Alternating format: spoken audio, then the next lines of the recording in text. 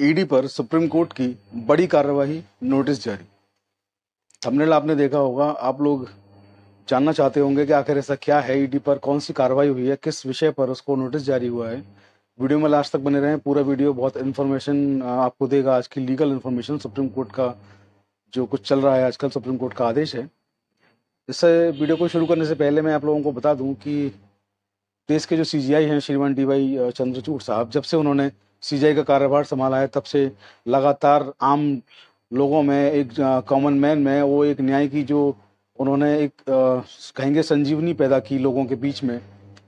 एक आम आदमी को भी लगने लगा है कि इंसाफ होता है, न्याय होता है, और इसका पूरा श्रेय जो है सीजीआई साहब को जाता है। उनके आने के बाद, उनके काम करने के तरीके को देखकर जितनी भी निचली अदालतें हैं, चाहे वो हाई कोर्ट हों, चाहे वो डिस्ट्रिक्ट कोर्ट हों, चाहे और वो ट्रायल कोर्ट्स वगैरह जो भी हों, सब ने काम करने का तरीका बदला है, पैटर्न बदला है। एक आम आदमी को न्याय मिलने लगा है, इंसाफ मिलने लगा है। इसके लिए सीजीआई को प्रणाम।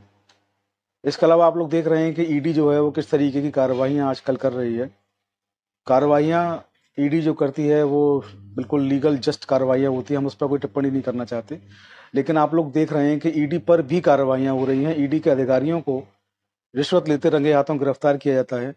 आप लोग देख रहे हैं कि ईडी के अधिकारियों पर एक पूर्व मुख्यमंत्री ने एफआईआर दर्ज कराई। ईडी के अधिकारियों को सम्मन जाता है, उनको पुलिस जो है जवाब देने के लिए बुलाती है, बड़ी फजीहत हो जाती है। एक तरफ आप देख रहे हैं कि ईडी ने दिल्ली के मुख्यमंत्री को, वर्तमान मुख्यमंत्री को, मुख्यमंत्री रहते हुए गिरफ्तार किया, जेल भेज दिया। उन्होंने अपनी गिरफ्तारी को अवैध बताते हुए न्यायालयों की शरण ली। हालांकि हाईकोर्ट तक गए, वहां से राहत नहीं मिली। फिलहाल सुप्रीम कोर्ट में मामला है। आप लोग देख रहे हैं कि दिल्ली से सरकार चला रहे हैं अरविंद केजरीवाल।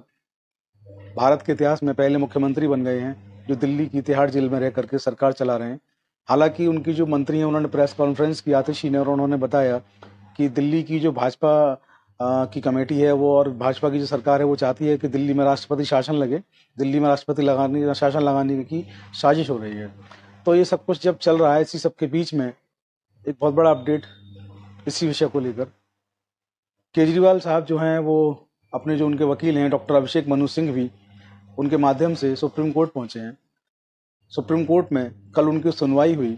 अभिषेक मनु सिंघवी बताने की ज़रूरत नहीं, बहुत बड़ा नाम है वकालत के क्षेत्र का, सीनियर एडवोकेट हैं सुप्रीम कोर्ट में, जाने जाते हैं बड़े अच्छे मुकदमों को हैंडल करने के लिए, और जाने जाते हैं एक अलग तरीके की वकालत करने के लिए। बहुत अच्छे लॉयर हैं। डॉक्टर अभिषेक मनु सिंघवी इस केस की पैरवी कर रहे हैं, और सॉलिसिटर जनरल जो है वो सरकार की तरफ से इस केस की पैरवी कर रहे हैं, ईडी की तरफ से।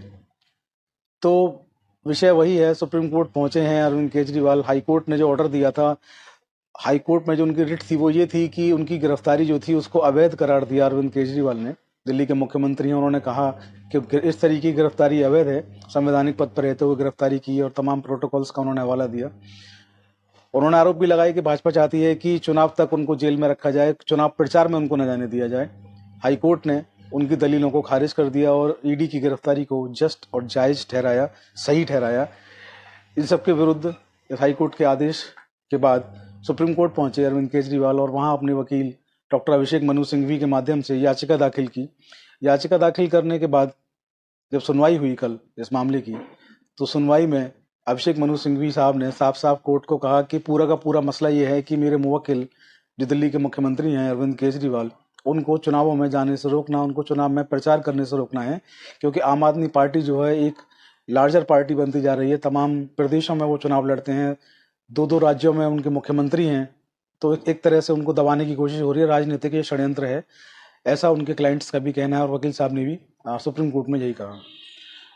इधर सॉलिसिटर जनरल जो हैं उन्होंने कहा सुप्रीम कोर्ट में कि ये जो पूरा मसला है, ईडी जांच कर रही है, ईडी में दोषी जांच में पाए गए हैं, उनके खिलाफ पुख्ता सबूत हैं, इसलिए इनको गिरफ्तार किया गया। मामला चलता रहा, सुनवाई होती रही। शीघ्र सुनवाई के लिए कहा कि जल्दी से सुनवाई करें, आप इस पर जल्दी इसमें आदेश पारित करें। तो सुप्रीम कोर्ट की जो जस्टिस की बेंच है, मैं आपको नाम बता दूं, सुप्रीम कोर्ट के जो जस्टिस हैं सुप्रीम कोर्ट के जस्टिस हैं संजीव खन्ना और जस्टिस दीपांकर दत्ता। इन दोनों की पीठ ने इस मामले की सुनवाई की, और इन दोनों की पीठ ने इस मामले की सुनवाई की तो उन्होंने कहा कि आपने जो कहा उसको लेकर हम ईडी को नोटिस जारी कर रहे हैं। 24 तारीख तक या उससे पहले ईडी को अपना जवाब दाखिल करना है इस पूरे मामले पर। 27 तारीख तक, इसके बाद 24 के बाद 27 तारीख तक अरविंद केजरीवाल के पास पूरा मौका होगा कि वो उस पर अपना प्रत्युत्तर, अपना प्रत्यावेदन, जो भी अपना जवाब देना चाहें उस पर दाखिल कर सकते हैं। और इस मामले की जो अगली सुनवाई होगी वो 29 अप्रैल को होगी, यानी कि 29 अप्रैल को इस मामले की पूरी सुनवाई, अगली सुनवाई होगी। उसके पहले ईडी से जवाब मांगा गया है।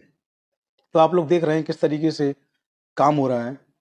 और सुप्रीम कोर्ट का आदेश है इसलिए बहुत महत्वपूर्ण हो जाता है। सुप्रीम कोर्ट की एक एक बात बहुत महत्वपूर्ण हो जाती है, क्योंकि सुप्रीम कोर्ट का कोई भी आदेश जब सुप्रीम कोर्ट से निकलता है तो देश के तमाम हाई कोर्ट, तमाम डिस्ट्रिक्ट कोर्ट और तमाम न्यायालय, जो भी इस देश की जो सरहद है, इस देश की जो सीमा है, उसके अंदर आते हैं। सुप्रीम कोर्ट की एक एक बात उनके लिए बहुत मायने रखती है, क्योंकि सुप्रीम कोर्ट इस देश की सबसे बड़ी कोर्ट है। उसकी एक छोटी सी बात भी एक बहुत बड़ा आदेश होती है। तो सुप्रीम कोर्ट ने आदेश जारी किया है, 24 तारीख तक ईडी को जवाब दाखिल करने को कहा। उस जवाब दाखिल करने के बाद 27 तारीख तक अरविंद केजरीवाल से कहा कि आप उस पर अपना प्रत्युत्तर, अपना जवाब, अपना प्रत्यावेदन, WS जो भी है उस पर दाखिल करें। इसके बाद 29 को इस केस की अगली सुनवाई इन्हीं जो जस्टिस हैं दोनों, इनकी बेंच जो है इसकी सुनवाई करेगी, और उसके बाद जो फैसला आएगा उससे आपको अपडेट बिल्कुल कराएंगे। तो आप लोग देख रहे हैं चौधरी लीगल एसोसिएट। आप लोगों का प्यार निरंतर मिल रहा है, अच्छा मिल रहा है। आप सब लोगों का धन्यवाद। हम 2 लाख का आंकड़ा भी पार कर चुके हैं सब्सक्राइबर का। इस सब को लेकर आप सबको ढेरों बधाइयाँ, ढेरों शुभकामनाएं। अपना प्यार ऐसे ही बनाए रखें, वीडियो को शेयर जरूर करें। और अंत में यही कहना चाहूंगा कि हमें सब्सक्राइब करना ना भूलें, चौधरी लीगल एसोसिएट और ऑफिशियल प्रतीक चौधरी दोनों यूट्यूब चैनल्स पर। इसके अलावा आप लोग हमें Facebook, Instagram, Telegram, WhatsApp channel पर भी फॉलो, शेयर, सब्सक्राइब कर सकते हैं। इसके साथ मैं कहना चाहता हूं कि हम लीगल फील्ड से आते हैं, एडवोकेट हैं। सुप्रीम कोर्ट के और तमाम जो ऑर्डर्स होते हैं, तमाम कोर्ट्स के जो लीगल ऑर्डर्स होते हैं उनको आप तक पहुंचाते हैं। हम कोई न्यूज़ एंकर नहीं। तो हो सकता है कि हमारे बोलने में वो शैली ना हो, हमारे बोलने में वो कला ना हो जो एक न्यूज़ एंकर में होती है। तो न्यूज़ एंकर से हमारी तुलना आप लोग ना करें। केवल लीगल ऑर्डर्स देने के लिए हम यहाँ पर आप लोगों के सामने उपस्थित होते हैं। वहीं तक हमको रखा जाए, वहीं तक हमको समझा जाए। बाकी आप समझदार हैं। जय हिंद, जय भारत, नमस्कार।